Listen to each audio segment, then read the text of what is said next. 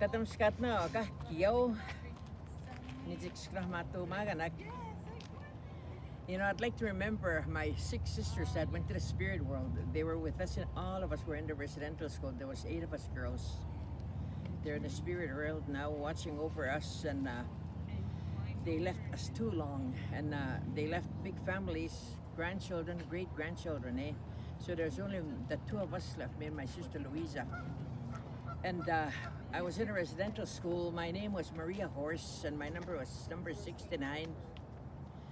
And when I look at the residential school, a long time ago, I didn't know the effects of the residential school. All my married life, I didn't know, and I knew there was something so much wrong with what was going on in society. Now I know it was because of what happened to us in a residential school. My parents didn't really know how to parent. Like the TLC was not there, but we know we were loved. The only one that showed a lot of love was my grandmother, and she raised me. And but she also lived with us, so we knew about to love our children. Our children would be loved. They would allow us to hug them and love them till they're about 12, and then after that, they didn't want to be hugged and that is so. I didn't know. I just let them be, and I know that the boys have a hard time to be really to give TLC. I know that because even when I hug them, it feels strange, like different. They kind of pull back. But my daughter, she's so loving her. She's not afraid to display, affection. She's not, and they kiss. And so much has happened to us that. What I worry about is that before I leave this world, I want to fix some things. Is that I started already. Is about our children. We should fight for our children. We shouldn't be so easy to give up. We should fight to the core. And then what really bothers me is we are an industry. We are dollar bills. We're dollar signs, and our kids make money. And also, like Kilburn Hall, they're loaded with our babies, our children, and also the penitentiaries are loaded with our people.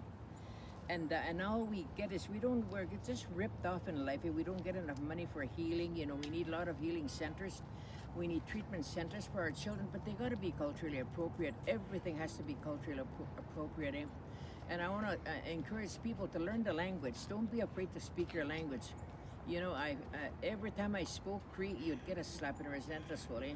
And all the more I got hit, all the more I'd speak Cree. I was one of the fighters. I'd be beating up the nuns, throwing them around, biting them, scratching them. I fought, and I didn't give a care because you know what? They hurt me.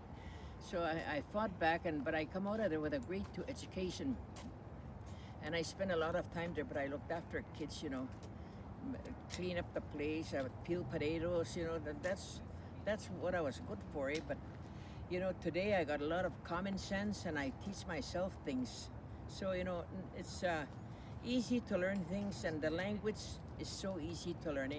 In a residential school, we learn French, The nuns would say, parlez-vous français, parlez-vous anglais, and then, we'd learn also Latin. We'd go, meo copa, samacopa, we'd go like that, and we'd go, Edi terra pax hominibus boniborotatis, we'd talk like that, and we didn't even know what the heck we're talking about, and we'd get beaten up for speaking our language. So today, I never lost my language because I fought for it. The things that I regret in my heart here is hitting my children, spanking them. And then about 50 years ago, I woke up and I said, I gave birth to a little girl. It was Teely. And I said to myself, I looked at her, I was so scared of her. She weighed 7 pounds, 10 ounces.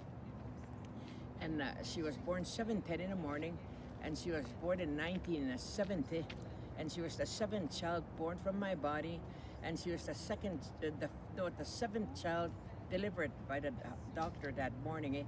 So there's all 777, and the doctor that delivered her said that this girl is going to have gifts. In our culture, 7 is a sacred number. That guy told me, and I didn't even know what he was talking about.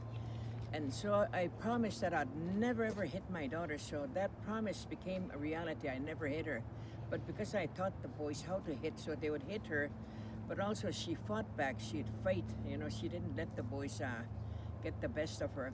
And then the other one is, I did not teach them my language.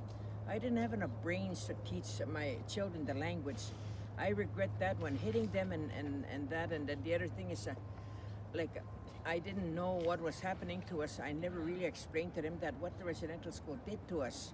So now they're learning on their own because, and the one thing that I don't ever want the residential school to be forgotten, like, for as long as we live, like when my father went to the same residential school as I went, and that's Onion Lake St. Anthony School, and then he lied to go to the war to go and fight for our country so we could have a place to live in. So my father did that, he fought for the war, and he was also in the residential school, and we were the second generation at residential school.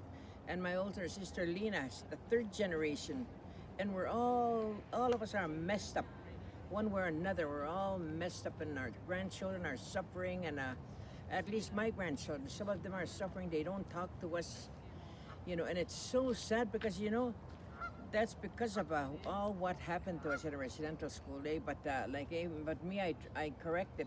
I do my best to teach people, and I just go ahead and do things my way. Like, I don't wait for anybody to teach me things.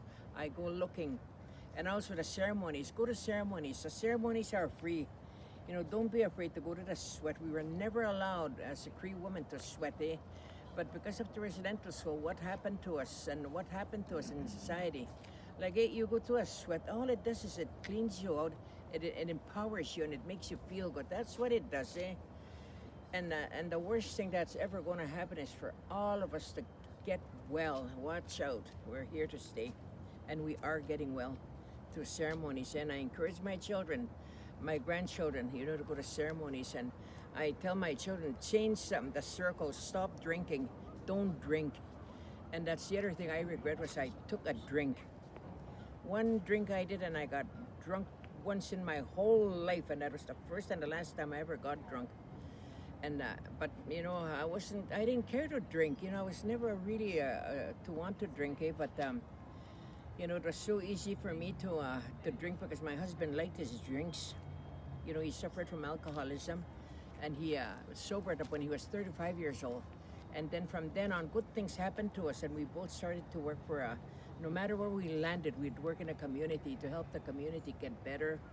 And that's something good to do. That's our responsibility to get well. It's our responsibility. So you all have a good day. And then ask when I go, say, hey.